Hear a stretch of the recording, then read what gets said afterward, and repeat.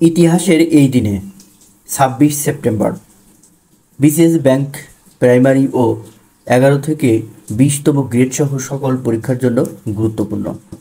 ২৬ September ঘটনাবলী।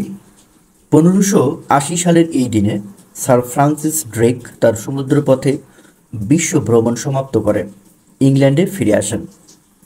১৭৭৭ সালের এই দিনে ব্রিটিশ বাহিনী ফিলাডেলফিয়া ও পেনসিলভানিয়া দখল করে। ১৮৮৭ সালের এই দিনে এমিল বার্নিলার নামে একজন জার্মান অভিবাসী আমেরিকায় প্রথম কথা বলা যন্ত্র গ্রামোফোন পেটেন্ট করেন। ১৯০৭ সালের এই দিনে নিউজিল্যান্ড ব্রিটেনের কাছ থেকে স্বাধীনতা অর্জন করে। তাহলে আমরা জানতে পারলাম নিউজিল্যান্ডের স্বাধীনতা দিবস ২৬ সেপ্টেম্বর। ১৯৬৮ সালের এই দিনে সুইজারল্যান্ড জাতিসংঘে যোগদান করে। ১৯৮৭ সালের এই দিনে কলকাতায় পশ্চিমবঙ্গ নাট্য একাডেমি প্রতিষ্ঠিত হয়। ১৯৩৬ সালের এই দিনে ইউনি ম্যান্ডেলা দক্ষিণ আমেরিকার বর্ণবাদ বিরোধী নেত্রী ও জাতীয় কংগ্রেসের মহিলা শাখার প্রধান হন।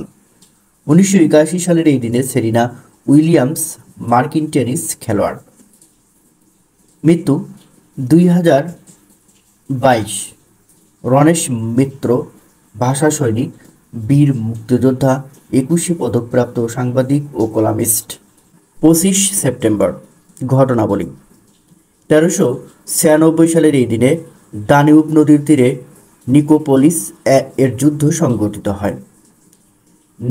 নিকোপোলিসের যুদ্ধ সংঘটিত হয় দানিউব নদীর তীরে ২৫ সেপ্টেম্বর। ১৫২৪ সালের এই দিনে বিশিষ্ট নৌ অভিযাত্রী ভাস্কো দা গামা পর্তুগালের ভাইস রয় হিসেবে তৃতীয় ও শেষবারের মতো ভারতে আসেন।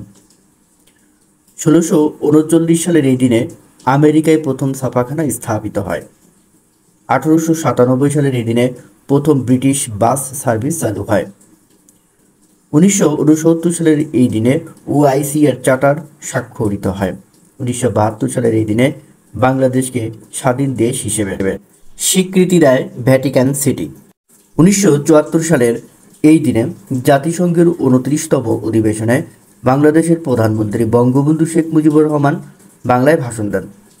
১৯২০ সালের এই দিনে সতীশ ধাওয়ান ভারতীয় গণিতজ্ঞ ও বৈমানিক প্রকৌশলী।